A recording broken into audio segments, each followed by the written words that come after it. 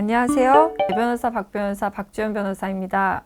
오늘은 형사 전문 변호사가 형사 전문 아닌 변호사 아니면은 형사 전문 변호사지만 경험이 더 적은 형사 전문 변호사들과 다른 점을 준비해 보았습니다. 일단 기본적으로 저는 형사 전문 변호사이고 경험이 많다는 것을 전제로 하고 있습니다.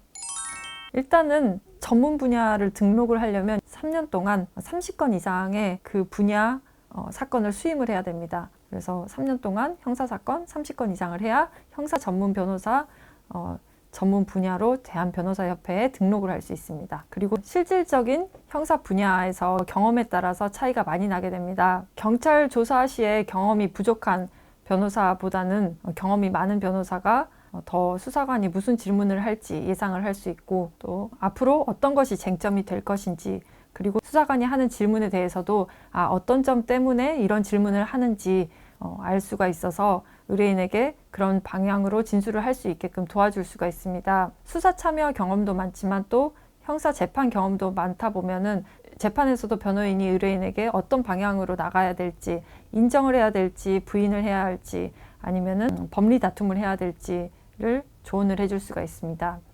어떤 방향으로 가는지에 따라서 형량이 달라지는 등으로 의뢰인에게 이익이 될 수 있기 때문입니다. 예를 들어서 사기죄로 고소를 하거나 고소를 당했을 때 이 사실관계에 따라서 수사관이 반드시 하는 질문들이 있습니다. 이럴 때 조사를 받기 전에 어떤 질문이 예상되는지를 의뢰인에게 알려줄 수 있고 그 방향으로 진술을 잘 준비를 할 수가 있겠죠. 보통 나는 사기죄로 고소를 당했지만 나는 사기친 사실이 없기 때문에 내가 알고 있는 사실대로만 진술을 하면 나는 충분히 이 사기 혐의를 벗을 수 있다라고 생각하시는 분들이 정말 많은데요. 이 법적인 판단은 다르기 때문에 그렇게 무혐의를 받기 위해서 진술을 할 수 있도록 도와줄 수 있는 형사 전문 변호사가 반드시 필요하다고 생각이 듭니다. 또 같은 내용이라고 하더라도 어떻게 정리해서 진술을 하는 것이 더 좋은지도 변호사와 상담을 해보는 것이 좋을 것 같습니다. 일반적으로 가격이 책정되어 있는 것은 아니고 이제 내가 형사 전문 변호사로서 이거는 확실하게 더 해줄 수 있다라고 하면은 더 높은 수임료를 제시를 할 수가 있겠죠. 크게 차이는 나지 않을 것으로 생각이 듭니다.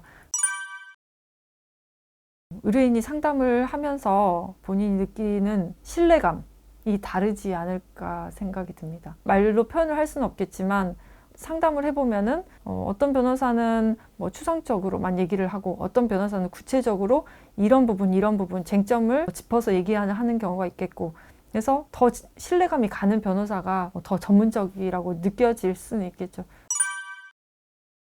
일단은 수사 단계에서는 혐의가 없기 때문에 검찰에 송치하지 않겠다, 불송치 결정을 받는 건데 최근에도 이런 불송치 결정이나 무혐의 처분을 받은 경우가 많습니다. 그래서 반드시 형사 전문 변호사가 필요합니다. 근데 실은 되는 것들도 있고 안 되는 것들도 있습니다. 누가 봐도 증거가 확실해서 이거는 형사 전문 변호사든 일반 변호사든 누가 해도 상관이 없는 사건들이 있죠. 그리고 내가 다 인정할 사건, 이미 증거가 확실해서 범행을 자백할 사건에서는 굳이 형사 전문 변호사가 필요하진 않겠죠.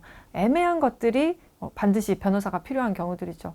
내가 고소를 당했을 때 이 혐의를 벗어나기 위해서 아니면은 고소를 할 때 상대방을 반드시 기소되게 하기 위해서 형사 전문 변호사가 필요한 것이죠.